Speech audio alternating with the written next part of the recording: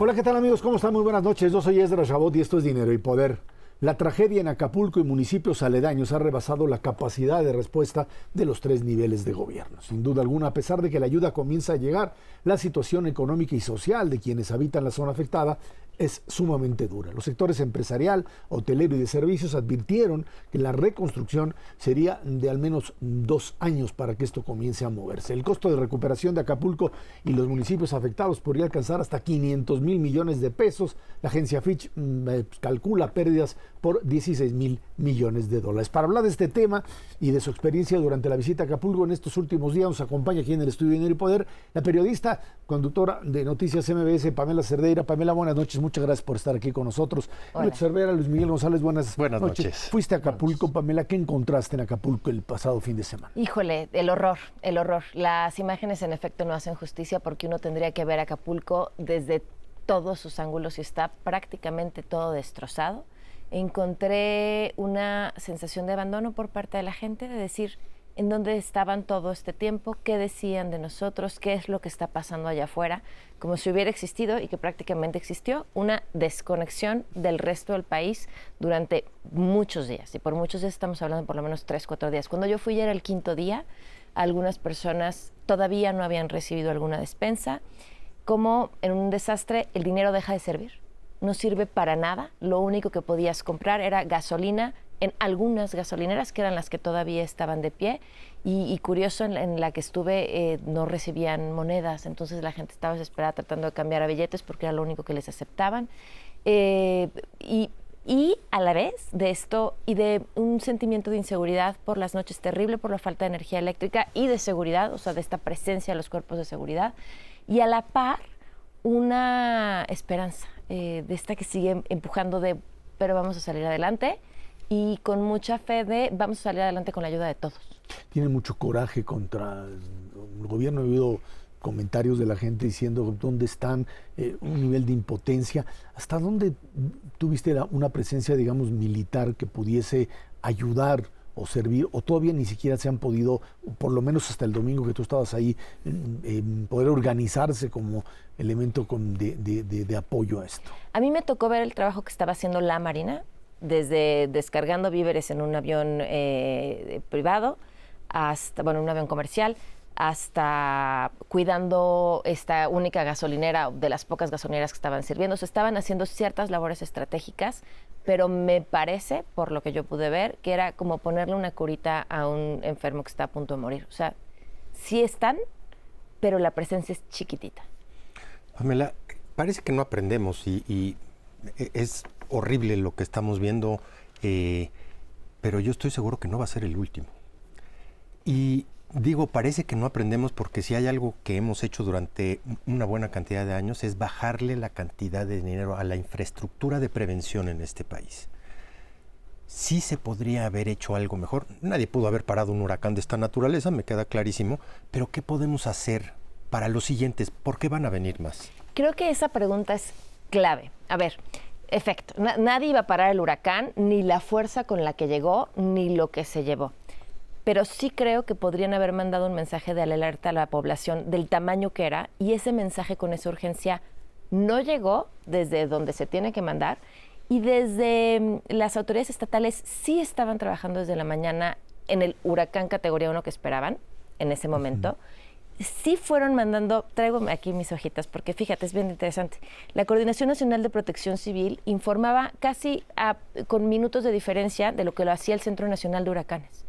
Pero el lenguaje que uno y otro usan en cuanto a transmitir la emergencia o el tamaño del problema es una diferencia brutal que yo creo que vale la pena mencionar. Por ejemplo, 6 de la tarde, el Centro Nacional de Huracanes dice, está llegando un huracán que se está fortaleciendo rápidamente en un huracán extremadamente peligroso, categoría 4, 6 de la tarde, hora de México.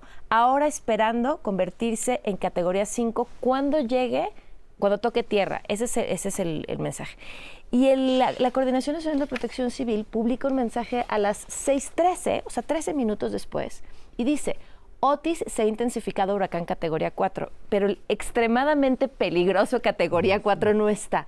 Permanece sobre aguas del Océano Pacífico, acercándose al estado de Guerrero, y ya no nos dice que se va a convertir en un huracán categoría 5 cuando llegue. ¿Por qué menciono esto? Porque había gente cenando, los restaurantes, los lugares estaban abiertos. Entonces creo que ahí sí había que haber hecho un trabajo de explicar el tamaño de huracán que venía. La gente dice, sí sabíamos, no pensamos que fuera de este tamaño. Pamela, al hilo de esto, no solo en protección, sino los trabajos de atención de emergencias, nos hace reflexionar sobre el tema de liderazgos. ¿Quién está asumiendo liderazgo? Mencionaba Ezra el papel que juega Fuerzas Armadas, gobiernos locales. ¿Qué es lo que percibes tú? ¿Cómo ves a la propia población? ¿Quién está encabezando esto si es que hay liderazgos visibles? Híjole, es una gran pregunta. A ver, según la ley, el liderazgo ante un desastre como esto y toda la coordinación le toca al presidente de la República. Es quien tiene que dirigir todos los esfuerzos y coordinarlos. Hay una evidente separación, no de ahora, sino de mucho tiempo, entre la Marina y el Ejército. No me queda claro si están trabajando de forma coordinada o cada quien está haciendo lo que entiende que debe de hacer. Y por otro lado está el gobierno estatal que, no sé, yo sí los veo como un poco separados. Ahora, en esto que preguntabas de qué se podía hacer, o sea, que sí podíamos prever. A mí me parece brutal ahora que hay un plan de reconstrucción que no estemos pensando en ¿no? El gobierno, el Estado les va a dar dinero a las personas para que reconstruyan su casa. Es dinero público, sí, Pamela. Les vamos. 35,000 pesos o 30,000 pesos o 60,000 pesos. Y vas a volver a poner los techos de lámina en tu casa que en el siguiente huracán van a volver a salir volando. ¿Cómo no, a estas alturas, no entiendo cómo no sabemos cuál es la forma más eficiente? O sea, ¿dónde es mejor poner los recursos? ¿Qué es lo que se tiene que ayudar primero? ¿Por qué un día antes o ese día en la mañana que se sabía que ya el huracán estaba creciendo a velocidades rápidas, sí puedes prever y mandar a todos los equipos de emergencia que van a tener que entrar después del huracán a Chilpancingo? Y entonces tienes a tu equipo en 3, 2, 1, pasa el huracán, entramos, recuperamos, limpiamos, o sea, sí puede ser más ágil y creo que eso fue lo que no se hizo. Y si esto es consecuencia del cambio climático, la velocidad con la que ese huracán se convirtió por el calentamiento del mar, fundamentalmente. Exactamente. Nos va a volver a pasar. Entonces, ¿cómo no estamos hablando de eso? De cómo nos vamos a preparar para huracanes que se van a convertir en 12 horas de categoría 1 a categoría 5. A ver, de los terremotos lo que hemos aprendido es una cosa lo que hace la naturaleza, pero lo que los humanos hacemos o dejamos de hacer hace la diferencia. Echar la culpa a la naturaleza es echarle la culpa a la única parte en la que no tenemos nada que decir.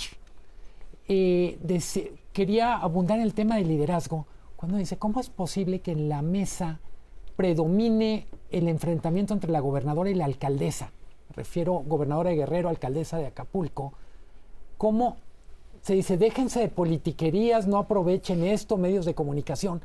Cuando dices, al interior de quien debe coordinar, pesa más que una apostó por Marcelo Ebrard y otra está con el equipo de Claudia Sheinbaum. Pues sí, por eso me parece que el papel que el periodismo está haciendo ahorita es muy importante, porque no en las politiquerías está quien está cuidando su imagen, quien está preocupado por vean qué se estoy haciendo, por no me echen la culpa a mí, yo no fui responsable, y el periodismo está ahí saliendo a decir, sí, ustedes digan lo que quieran, pero estas son las historias, estas son las caras, esto es lo que está pasando, estos son los problemas que no se han resuelto, ¿no? Ahora, en el tema de seguridad, se habla finalmente de este crimen organizado que de una u otra forma entra ante el vacío de poder y tiene capacidad de hacer y deshacer. Parte de los gritos de la ciudadanía en Acapulco eran, pues es que nos están asaltando y nos están quitando lo poquito que nos dejó el huracán. ¿Tú viste este tipo de expresión? Sí, coincidía en todos el temor, sobre todo a la noche. Y fíjense, la rapiña es un fenómeno común en los desastres naturales, sí. Es algo que sabemos que pasa. Así es. Y creo que desde la Ciudad de México siempre y desde estas comodidades de los escritorios lo leemos de ciertas maneras casi siempre equivocadas. Pero a mí me sorprendió mucho encontrarme que la gente que estaba ahí lloraba por la rapiña, o sea, se sentían ellos lastimados y afectados por la rapiña porque entendían que lo que se habían robado de las tiendas se los habían quitado a ellos y ahora por eso ellos no podían ir a comprar. Esa era una. Y la otra era, nos están dejando solos. Como en la noche no hay luz y además no hay policía, esa no se ve, no hay la policía estatal, la policía local no está, entonces se están metiendo a las casas. Entonces la gente que podría tener la posibilidad incluso de salir de Acapulco, irse a dormir a Chilpancingo o algún otro lugar, no están saliendo de sus casas porque quedarse a cuidar lo que les queda y organizarse entre vecinos, porque el rumor es en la noche vienen y se meten y se llevan lo que sea. Ayer me platicaba una persona que me enseñaba cómo había quedado destrozada su casa, brutal. Me decía, pero esto, mira, esta televisión, esa ya no fue el huracán, o sea, entraron a tratarla de llevarse. O sea, sí, la gente está, algunas personas entrando. Hay un problema de delincuencia organizada en el Estado muy importante que no podemos obviar cuando se habla de la reconstrucción. Pamela, hablando un poco del futuro y de decir, va a costar 16,000 millones de dólares. ¿Le vamos a cambiar realmente la cara a Acapulco? ¿Vamos a hacer una nueva realidad urbana? ¿Vamos a cambiar la forma de construir edificios? Los temblores nos han forzado a cambiar la forma de los edificios de este país, cómo se construyen, especialmente en la Ciudad de México. En Acapulco se tiene que tener ya una nueva dimensión considerando esto. Las casas deben de estar construidas de alguna manera para que no sean pues de techo de lámina y lo que conlleva en términos de gasto familiar, de gasto estatal, de gasto municipal, de gasto federal, evidentemente, porque si no es ahora, ¿cuándo? Ojalá, ¿no? A mí me gustaría pensar que sí, debería de ser, porque si van a haber recursos, entonces esos recursos tendrían que utilizarse mejor, pero yo no creo que suceda. O sea, es horrible lo que voy a decir, pero estamos con tiempos electorales encima, con una velocidad de soltar los recursos. Ya se los dimos, es su responsabilidad. Y eso, o sea, aventarte oigan, no espérense, no los van a usar como quieran, vamos a usarlos bien, vamos a reconstruir bien, pues requiere de un liderazgo que esté pensando más las cosas la que no se ven. Elección. Las plantas potabilizadoras. ¿Cómo es posible que una ciudad de 1 millón de gentes no tenga plantas potabilizadoras antes del huracán suficientes para la ciudad? Mucho más ahorita, ¿no?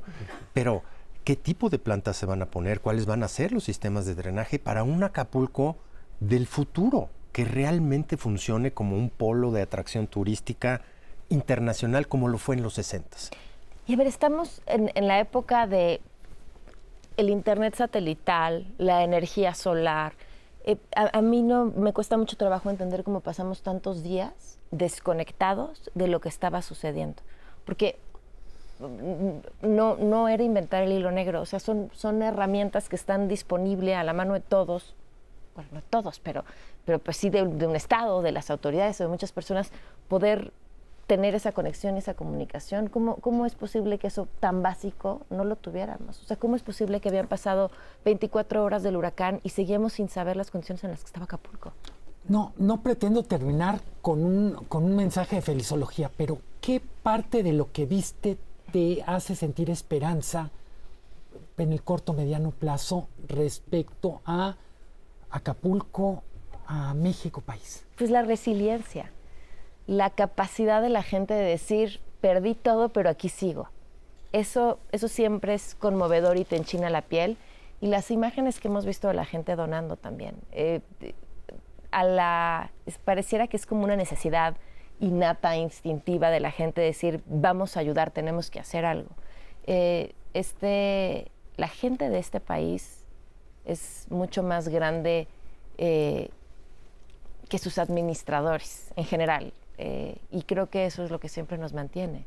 Siempre salimos adelante. Capacidad de coordinarse entre autoridades y sociedad civil parece que no lo estamos viendo. Fíjate que platicaba con Saskia Niño de Rivera, que ha llevado ayuda, y me decía que ella se coordinó con la Marina. Y ella resaltaba que, a ver, y además, y la ley dice que es el presidente quien decide, o sea, por la ley, quien decide cómo se entrega la ayuda y cómo se coordina. Eso está en sus facultades. Pero ella decía que con la Marina habían logrado coordinarse para entregarlo y resaltaba algo que me parecía importante. Pues sí, alguien tiene que tener mapeado dónde se necesita más, a qué vas si entregas despensas a un lugar donde fueron a lo mejor ayer o acaban de ir en la mañana, ¿no? Ese es un tema. Pero hubiera sido muy reconfortante escuchar un mensaje de convocar a todas y a todos los mexicanos a ayudar y salimos adelante más rápido. Y no sucedió eso, parece que el tema de la confrontación sigue siendo fundamental y además en un tema como tú lo planteas, en términos, digamos, electorales, que quizás es lo más pues lo más crudo, pero la mayor realidad, porque esto puede tener un impacto incluso en el propio proceso electoral, dependiendo cómo esto se desarrolle, Pamela. Sí, así es. Pamela Cerdeira, coordinadora de, ahora sí que muchas noticias ahí en MBS Noticias. Muchas gracias por estar aquí. No, muchas gracias. Gracias por invitarme. Gracias. Vámonos a una pausa. Esto es Dinero y Poder.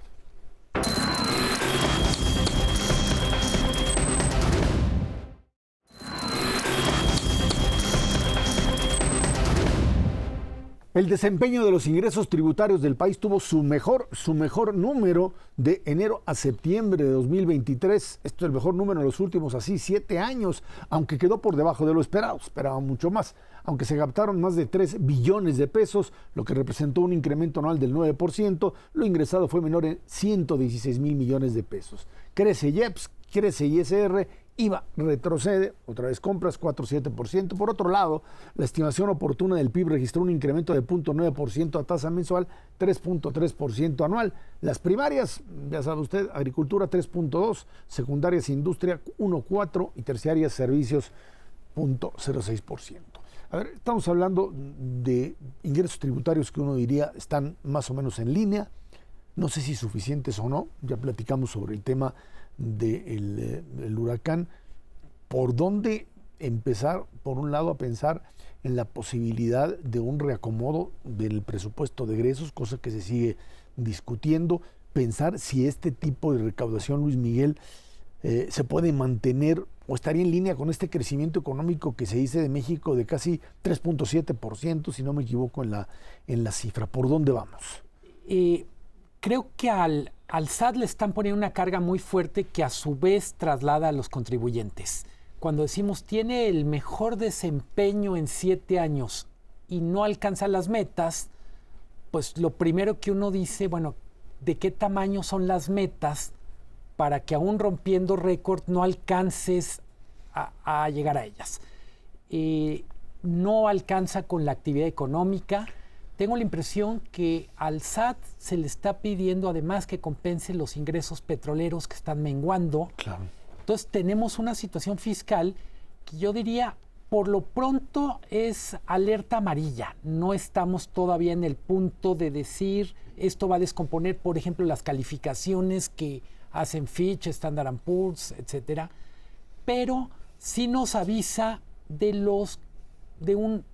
que en el próximo sexenio sí o sí tendremos que discutir reforma fiscal.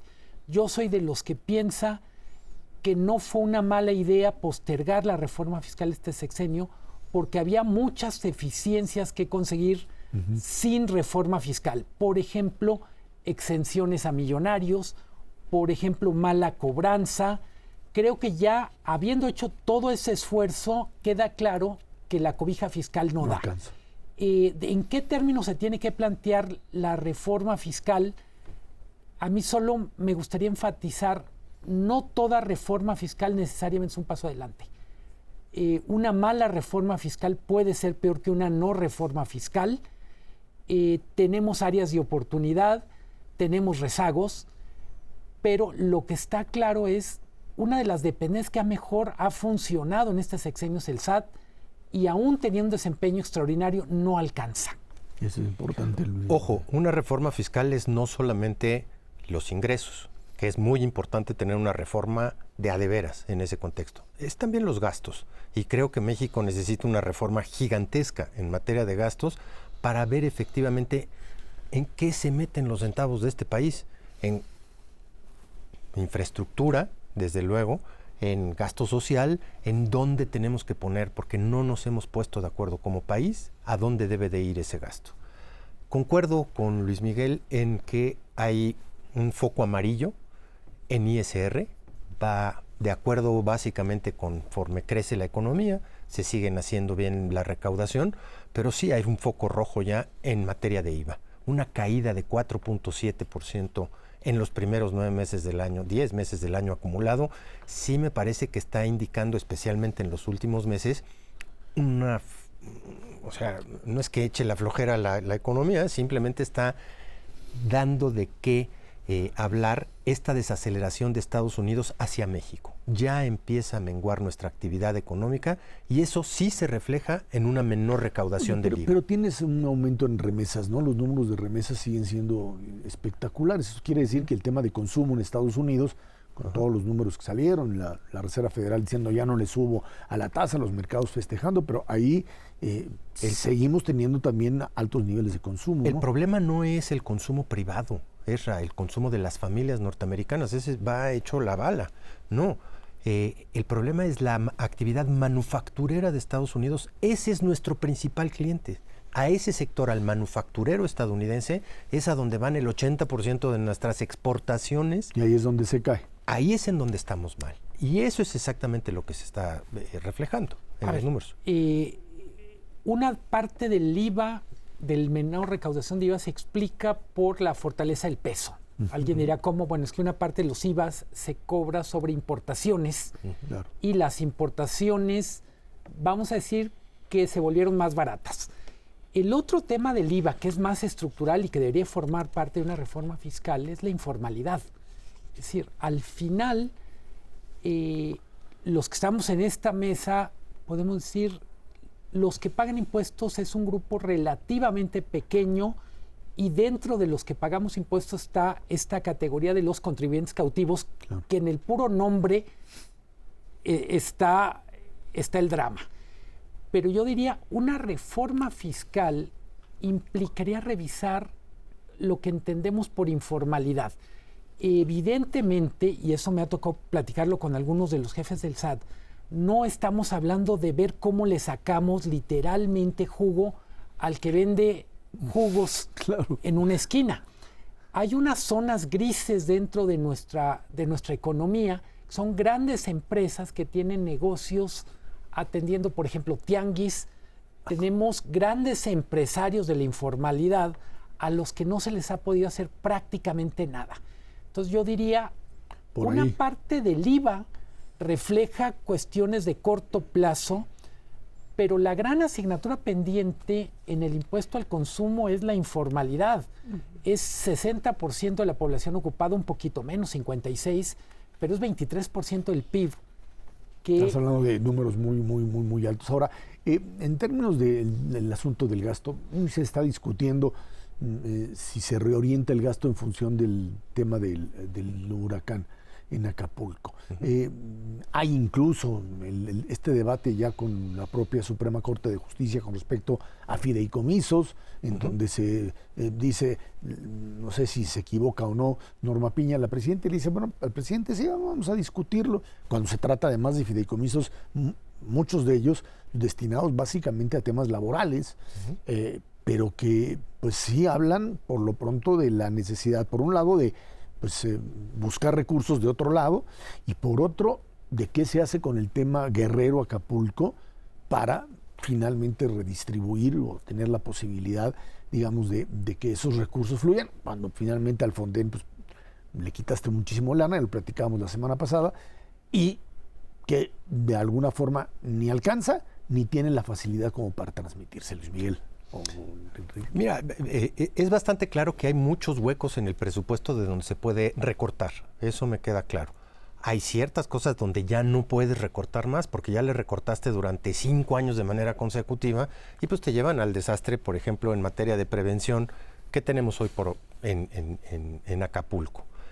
Sí, echarle la pelotita a los poderes como el judicial o al INE y tratar de sacar todo lo que se pueda de esos poderes cuando ya tienen un presupuesto increíblemente recortado, me parece un poco ominoso, pero a final de cuentas entrar a esa discusión sí me parece un punto acertado de Norma Piña, no en términos de decir vamos a regalarles los fideicomisos, sino vamos a discutirlo como poderes de la Unión, y eso yo creo que sí es un paso muy importante para decir, órale, a lo mejor encontramos 13,000 millones de pesos entre todos en diferentes lugares, no tocando los fideicomisos de los trabajadores, pero sí haciendo un análisis conjunto, porque es responsabilidad de todos, y no solamente de los poderes de la Unión, también del sector privado, dar una respuesta conjunta. Yo creo que sí se va a poder, pero no si dicen a esto no le recortamos ni en broma, no si dicen no le recortamos ni a Dos Bocas, no le recortamos al Tren Maya, no le recortamos al tren transísmico. De algún lado tiene que salir el dinero. Si no, lo que va a pasar es tener un déficit que no va a ser 5.6% del PIB, va a ser 7%. El presupuesto tiene dos grandes categorías. Uno es gasto programable y no programable. El no programable es lo que no puedes tocar. Normalmente están ahí lo que se destina a pagar deuda, lo que tiene que ver con pago de pensiones. La innovación, lo digo entre comillas, es que se volvió gasto no programable un montón de cosas que podrían ser revisables, entre ellos los proyectos emblemáticos y los programas favoritos del presidente. Creo que la revisión completa del presupuesto es obligada porque, vamos a ponerlo en términos muy simples, hablamos de que es escandaloso, mejor dicho, es enorme lo que se va a gastar en la reconstrucción de Acapulco. Todo eso, que son 16,000 millones de dólares según Fitch, es menos de lo que nos va a costar Dos Bocas. Si sumáramos los sobrecostos de Dos Bocas y el Tren Maya, es más dinero que el que nos va a costar la reconstrucción de Guerrero. Cuando vemos cifras que tienen tantos ceros, ahí veces perdemos la proporción. Pero saber que el tamaño de lo que se nos fue, incluso con la cancelación del aeropuerto, es equivalente a lo que cuesta reconstruir Acapulco, tenemos una idea de que en proyectos que no se han tocado, haberles puesto la lupa, haber hecho un ejercicio de eficiencia en el gasto, nos hubiera ido mejor. Bueno, pues ahí está. Nos hubiera sobrado guardaditos. Sí, pero bueno, obviamente es el problema de definir cuál es la prioridad en términos de modelo de gobierno, y bueno, pues ya sabemos. Pero es no solo definir prioridades, sino tener flexibilidad frente a circunstancias que cambiaron. Así es, sin duda alguna. Vámonos a una pausa y de regreso platicamos con usted de otro de los temas que está vinculado también a este tipo de recursos, el tema de Pemex, hasta dónde pues se puede seguir financiando un proyecto que cada vez, como Petróleos Mexicanos, termina siendo muy costoso, poco rentable, y en donde pues obviamente la acumulación de deuda se convierte en algo potencialmente explosivo. Vámonos a una pausa. Esto es Dinero y Poder.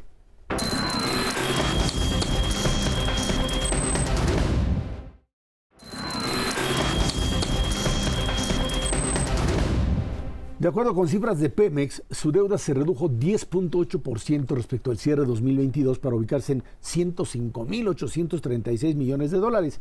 Sin embargo, en los próximos 12 meses, la paraestatal deberá liquidar un tercio de su deuda con acreedores y proveedores, a los que hace mucho no les paga, pese a que la Secretaría de Hacienda continúa inyectándole recursos a esta paraestatal para que se mantenga a flote. La Dirección de Petróleos Mexicanos reconoce, por lo menos, que la situación es complicada. En todo 2022 y lo que va del presente año, Petróleos Mexicanos ha realizado pagos atrasados por 760.970 millones de pesos. Ernesto Cervera.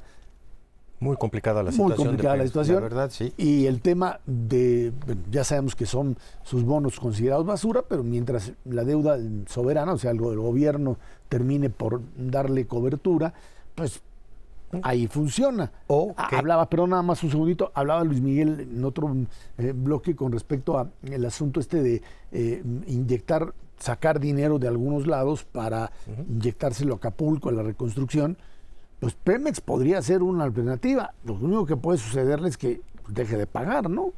Mira, el problema de fondo es que le has estado inyectando no solamente en este último año, los últimos 5 años, una cantidad monstruosa de dinero, y simplemente no ha servido para nada. No tiene mayor capacidad de extracción de petróleo, sí tiene mayor capacidad de refinación que no se ha utilizado. A ver cuándo Dos Bocas empieza. Se compró una refinería adicional en Estados Unidos, que es la más eficiente de todas, pero el resto de Pemex se ha ido deteriorando brutalmente en términos de infraestructura y sobre todo en la parte más rentable de Pemex, que es extraer petróleo y exportarlo. Empezamos con cerca de 2 millones de barriles diarios, 1.6 millones de barriles es el informe del último trimestre de Pemex. De ese 1.6 millones de barriles diarios, no todo es refinable. La verdad es que hay una cantidad ahí de petróleo que simplemente sirve para hacer combustóleo, que es el de peor calidad. Y en ese contexto, la perspectiva de seguirle inyectando dinero a un negocio, pues que no te da y que simplemente no te va a dar, pues es realmente muy triste. Yo creo que si haces las cuentas con mucho detalle, le vas a inyectar otro tanto exactamente igual de lo que te cuesta toda la reconstrucción de Acapulco a Pemex y no te va a servir.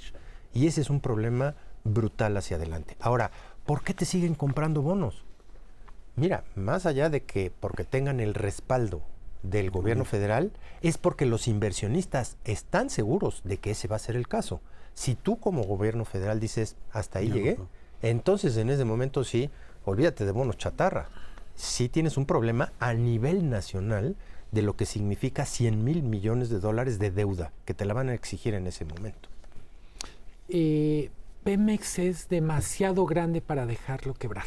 Eso decían de Lehman Brothers. Es una de las pocas empresas que podemos asegurar que implica un riesgo sistémico para la economía mexicana. Es un riesgo para las finanzas públicas, es un factor muy importante para la economía regional de las zonas que se produce petróleo, donde hay refinación. ¿Qué podemos valorar de estos 5 años de política petrolera en la 4T? Que se incrementó la dependencia o digamos, en vez de desacoplar Pemex respecto al riesgo de la economía mexicana, se acrecentó. Estamos más expuestos al riesgo Pemex ahora de lo que estábamos en 2018. Es cierto que la economía se despetrolizó, pero sigue siendo una especie de órgano vital.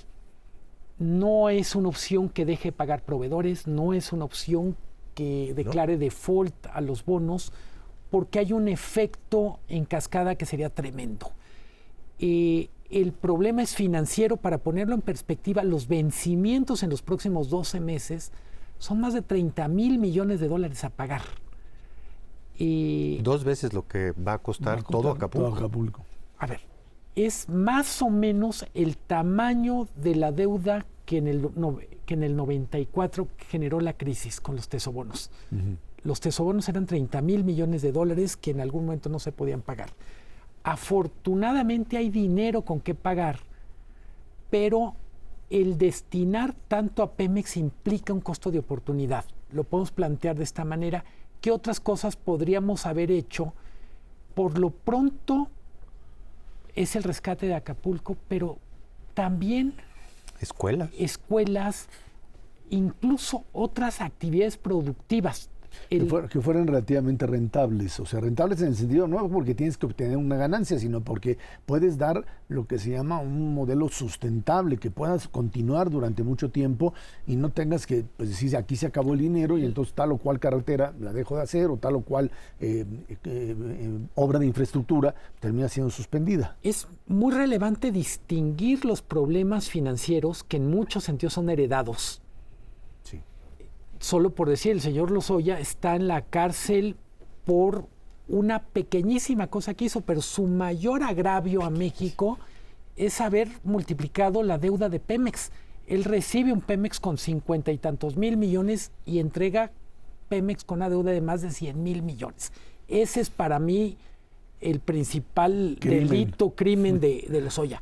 La parte operativa sí es responsabilidad del equipo actual que encabeza el ingeniero agrónomo Romero Oropesa. No le ha podido dar la vuelta. Vamos a decir, es un entrenador de un equipo que estaba a punto de irse al descenso y lo mandó a la 3ª división. Ahora, el tema tiene que ver con cómo lo resuelves.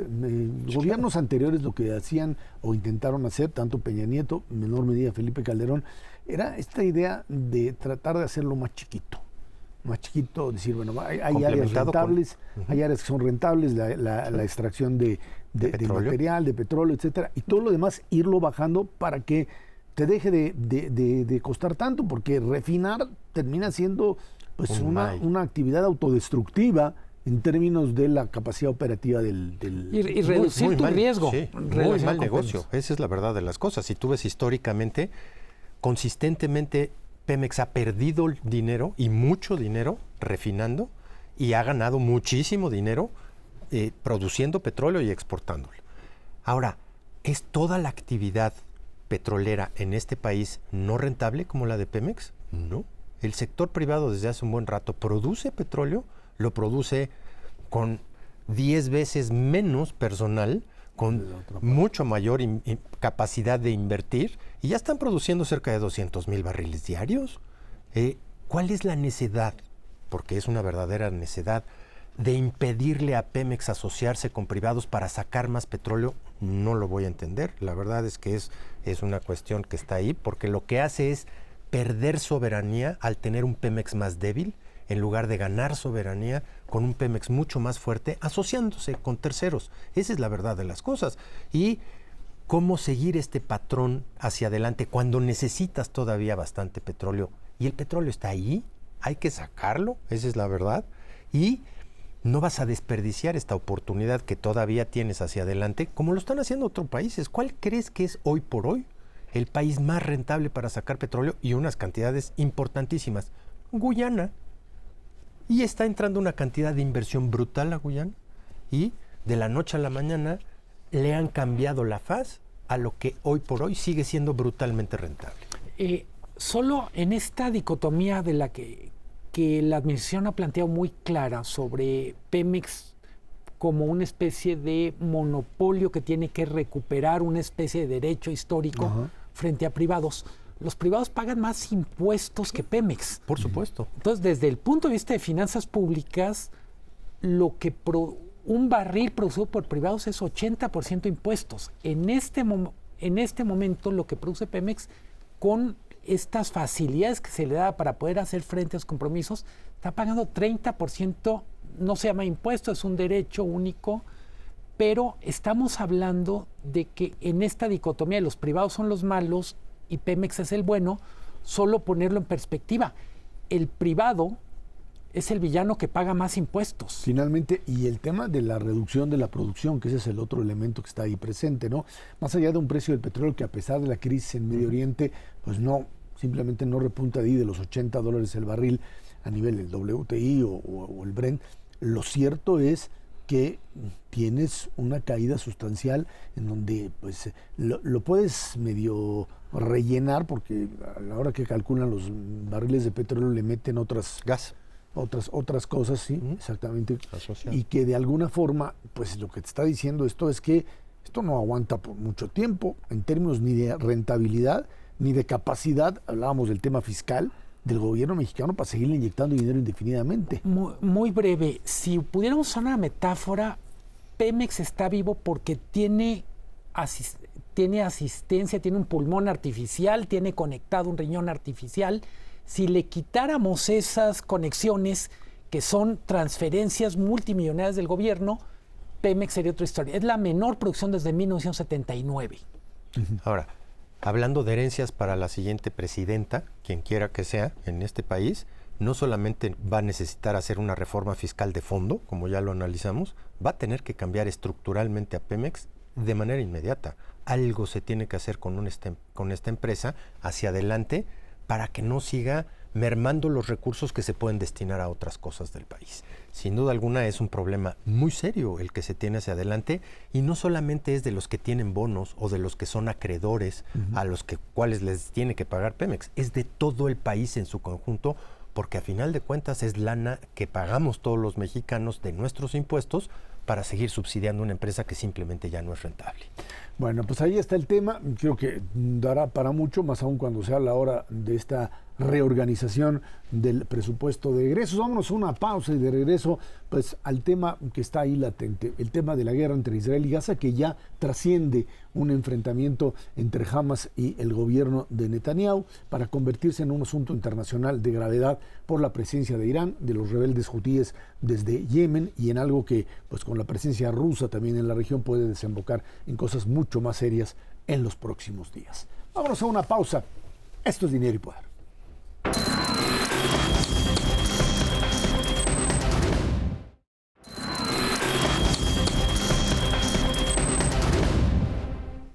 El fin de semana, Israel inició la operación terrestre en la Franja de Gaza para combatir a Hamas y a la Yihad Islámica, las dos organizaciones terroristas. El gobierno de Israel también bombardeó los sectores de comunicaciones para dejar totalmente aislados pues obviamente a los habitantes de Gaza y también pues al grupo Hamas que controla la zona. El portavoz de las Fuerzas de Defensa de Israel confirmó la eliminación de uno de los jefes de Hamas, de varios de ellos en los últimos días. La Luna Roja informa que un convoy de 55 camiones cruzó por el paso de Rafah hacia Gaza con agua, alimentos, medicinas y socorro, y también medicinas, además ya del traslado, de la apertura del traslado de cientos de personas de ciudadanía no palestina, llamémosle así, que finalmente fueron pues dejados ya fuera del control de Hamas y cruzaron hacia Egipto en algo que pues tiene que ver con esta negociación que se tiene entre los distintos factores, fundamentalmente Qatar, que es quien realiza este tipo de elementos. Dos cosas que quiero precisar antes de entrar en esto es recordar el inicio del conflicto. Esto tiene que ver básicamente con la entrada de Hamas, del grupo terrorista Hamas hacia territorio israelí para asesinar abiertamente a civiles. No fue un ataque directo a una base militar.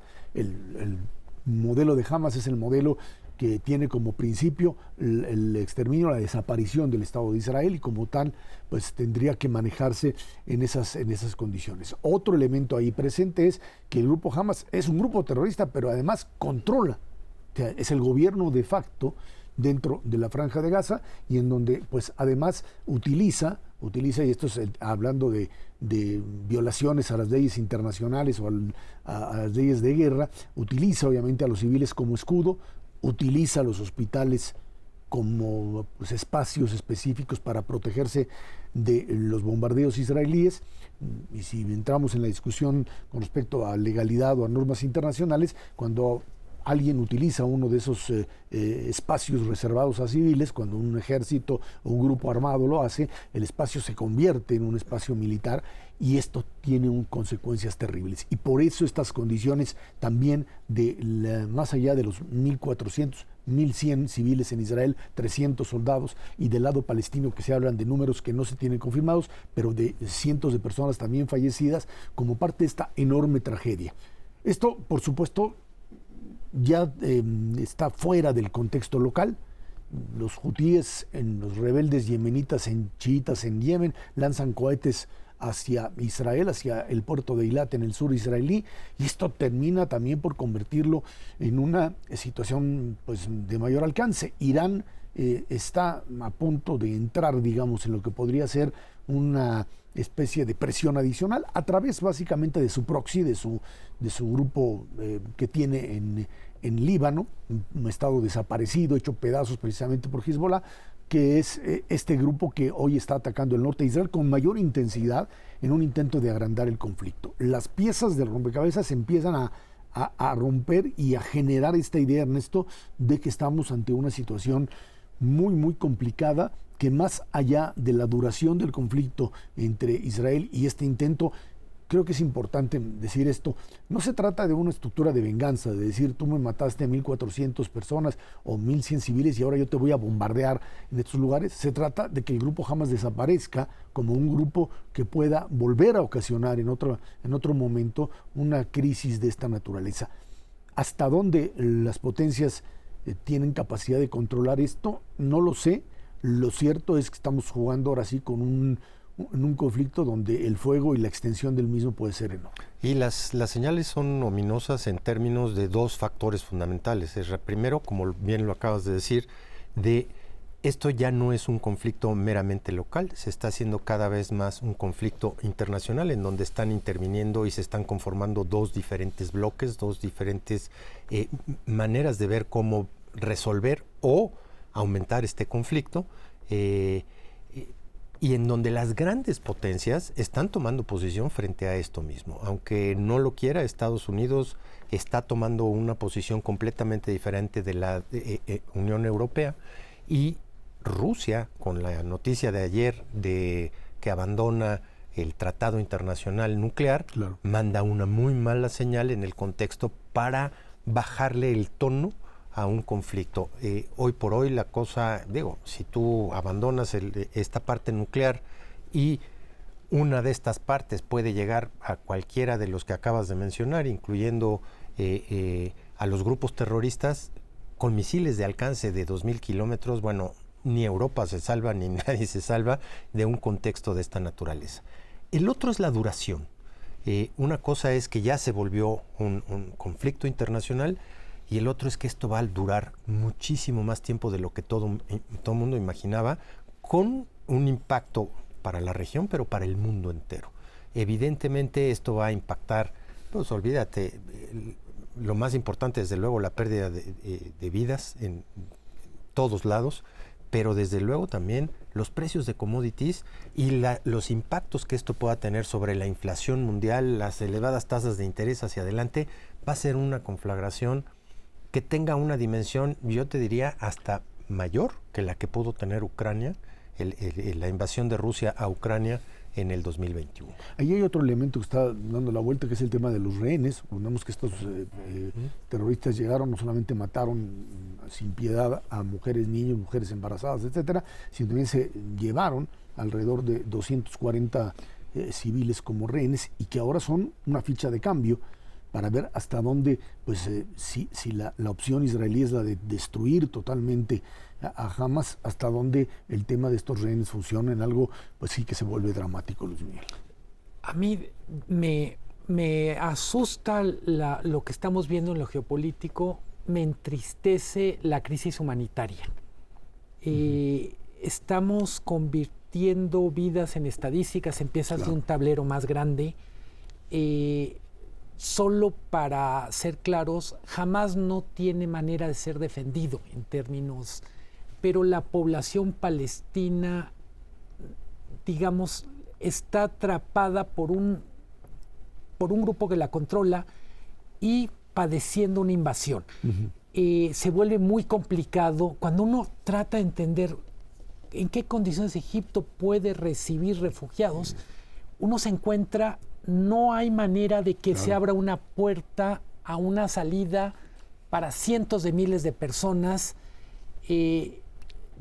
Diría, es muy complicado. Hablaban del papel de las grandes potencias, los órganos multinacionales están siendo inoperantes. Necesitamos a la ONU, pero la ONU no tiene forma de actuar. Lo comentamos la semana pasada.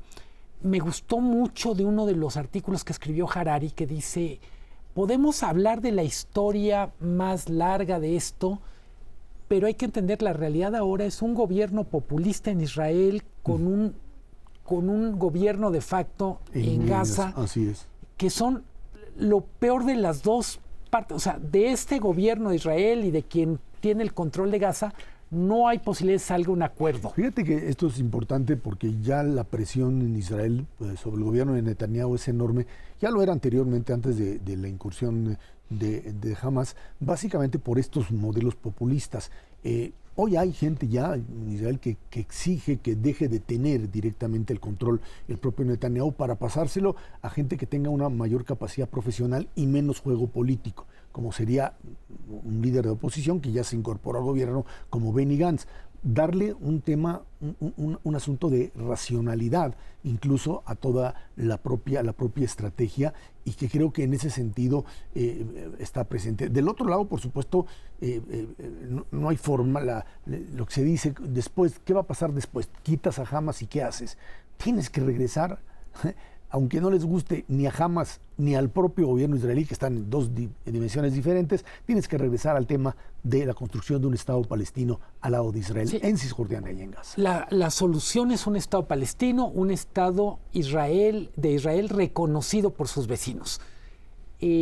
Estamos más lejos ahora que hace un mes, mucho más lejos, pero sabemos que es lo único, no hay otra salida que puede generar estabilidad. Y esto va a durar todavía. Va a durar, y además en un contexto, en teoría de juegos le dicen el dilema de los prisioneros. Cuando tú sabes que uno busca la extinción permanente del otro y el otro busca la extinción del primero, simplemente no hay manera más que reconociendo eso. Dos diferentes estados, uno palestino, uno israelí, pero pues cuando el palestino está dominado por Hamas, simplemente no hay posibilidad. Ahí el problema se convierte en algo sumamente grave, que creo que no tendría posibilidad de ser. Hay que recordar que están ahí desde 2015, 2007, Hamas gobernando, y básicamente con una población, la población que entró, incluso civiles a la hora de la invasión, pues fue población que está ideologizada bajo la idea de que es legítimo matar civiles mientras sean judíos. Yo diría, es muy importante la dimensión geopolítica, pero cuando hablamos de conflictos armados, no hay que perder vista que la historia más importante es la humana, la gente que está sufriendo. Eso es lo importante que hay que tomar en cuenta, sin duda alguna. Muchas gracias por haber estado con nosotros, Luis Miguel González, Ernesto Cervera. Que aquí, ya sabe, todos los jueves 10 de la noche, Dinero y Poder en el 11. Muchas gracias y muy buenas noches.